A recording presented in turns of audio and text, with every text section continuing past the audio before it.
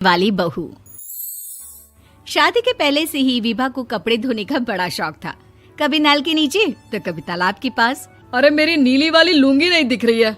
विभा की अम्मा, कहाँ रखी है लुंगी? अरे वो तो विभा ने परसों ही धोकर रखी थी आपकी अलमारी में, देखो वहीं होगी। वो ना मैंने आज धो दी, मुझे लगा कि गंदी हो गई होगी। अरे कैसे गंदी हो गई थी? उसे तो मैंने पहना भी नहीं। हे भगवान, इस लड़की के कपड़े धोने की आदत से परेशान हो गया हूँ मैं। जितना तो घर में राशन नहीं आता, उससे कहीं ज्यादा डिटर्जेंट पाउडर का खर्चा है। इसकी शादी करवा दो, शादी जाए अपने घर में ही करे काम, फिर चाहे घर के कपड़े धोने हो या पूरे गांव के। हाँ ठीक बोल रही हो, देखता हूँ मैं कोई लड़का। वो दिन भी आ जाता है जब विभा को देखने लड़के वाले आ जाते हैं। लड़की मुझे अच्छी लगी। होने वाली सास कहती है, बेटी अगर कुछ पूछना है तो पूछ लो। वैसे तो हमारी लड़की बहुत ही शर्मीली है, जो बोल दो वो मान लेती है, इसे क्या पूछना होगा। अरे कैसी बात कर रही हो माँ, मुझे इन लोगों के घर रहना है, सवाल तो कई है। हाँ हाँ बेटा, पूछ लो ना, क्या पूछना है। आप लोगों के घर कपड़े कौन धोता है? सास का मुंह बन जाता है। देखो, अगर तुम ये कहना चाहती हो कि तुम्हें कपड़े धोने नहीं आते तो सुन लो, कपड़े मैं ही धोती हूँ, लेकिन तुम्हारे आ जाने के बाद मैं रुमाल तक नहीं धोऊंगी। अरे चुप रहना भाग्यवान, बहू बेचारी घर आई नहीं, उसे डराना शुरू कर दिया। वो क्या है ना बिटिया, अभी तक तो ये कल्लू की माँ ही धोती थी, लेकिन अब तुम्हारे पापा तो दहेज में वॉशिंग मशीन देंगे ही। तभी विभा की माँ बोल पड़ती है, सवाल भी पूछा तो क्या। वैसे भाई साहब, मशीन की तो फिर भी कपड़े धोने की कैपेसिटी होती है। मतलब जो बिटिया दे रहे हैं ना विभा, इसे कपड़े धोने का बहुत शौक है। ये आप लोगों के क्या, आस पड़ोस गांव मोहल्ले सबके कपड़े धो दे और उफ तक ना करे। बाहर देखा नहीं आपने कितने कपड़े सूख रहे हैं?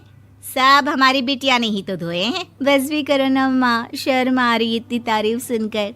और तो और एक दाग निकाल कर दिखाओ तो मान जाऊँ। हाँ अच्छा, माफ करना बेटा, मैंने गलत समझा।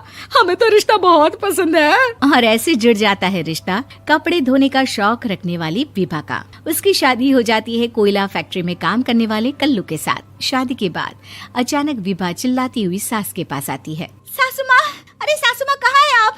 ये तो धोखा है, धोखा दिया आप लोगों ने मुझे। इसे ससुर के चक्कर के बारे में पता चल गया।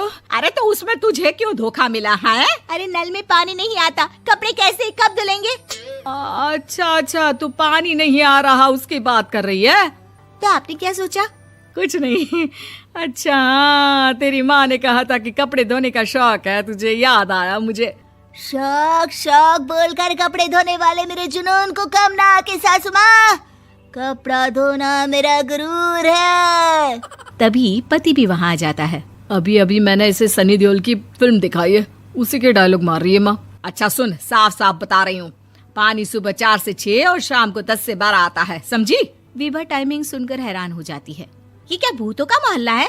सुबह 4 बजे उठकर कौन कपड़े धोता है? 4 बजे टंकी में पानी जाता है, फिर सारा दिन धोना ना, किसने मना किया? अरे कैसी बात कर रही हैं? 200 लीटर की टंकी में कितने कपड़े धो लूंगी मैं? सुबह ही उठ जाऊंगी मैं। अब क्या था, विभा सुबह 4 से लेकर रात के 12 बजे तक कपड़े ही धोती रहती। एक रोज सास पड़ोस से निकलकर कहीं जा रही होती है कि साथ वाली कहती है, हाँ कल्लू की माँ, जरा ये बताओ कि 2 साड़ी है, 2 ब्लाउज और एक पेटीकोट और एक नाड़े वाला लंबा कच्छा। हाँ तो? अरे तो क्या, कितना लोगी धुलाई ये बताओ। धोबन दिख रहे हैं हम क्या? हमारे पति सरकारी नौकरी से अभी रिटायर हुए हैं और बेटा सुपरवाइजर है कोयला फैक्ट्री में। धोबन समझ रखा है हमें? हाय रे कल्लू की अम्मा, माफ कर दो, वो तो मोहल्ले में यही सब बता रहे थे कि तुमने बहू को कपड़ा धुलवाने के काम में लगा दिया है। सास को पड़ोसन की बात सुनकर गुस्सा आ जाता है। वो घर पहुंचती है जहां घर के बाहर ही इतने सारे कपड़े सूख रहे होते हैं जितने कि किसी धोबन के घर पर। अरे ओ कल्लू की दुल्हन, बाहर निकल। माँ जी यहीं आ जाओ, बाथरूम में चादर धो रहे हैं हम। अरे अभी हम धोते हैं, तुमको बाहर निकलो। ये आस पड़ोस वाले बोल रहे हैं कि हम बहू से कपड़े धुलवा कर उसे कपड़ा धोने वाली बना दिए हैं। अरे छोड़ो ना माँ जी, किन लोगों की बातों में आती हो? आस पास के लोगों का तो काम ही होता है कि वो किसी तरह सास बहू को लड़ा दे। बहू सारे घर के कपड़े धोती है, ये क्या कम है? बोलिए। सास को भी लग जाता है कि वो बहू का ये सनकीपन नहीं छुड़वा सकती, इससे अच्छा है कि खुद ही चुप हो जाए।